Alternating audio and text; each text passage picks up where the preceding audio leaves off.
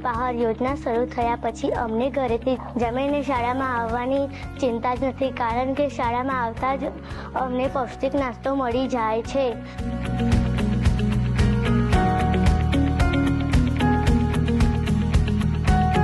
ભૂખ્યા હોય તો એમનું ધ્યાન લાગતું જ નથી ભણવામાં, અને બાળકો નાસ્તો કરે એ બહુ જ સારું છે. પેટ ભરાયેલું રહેશે તો એ સારી રીતે ભણી શકશે.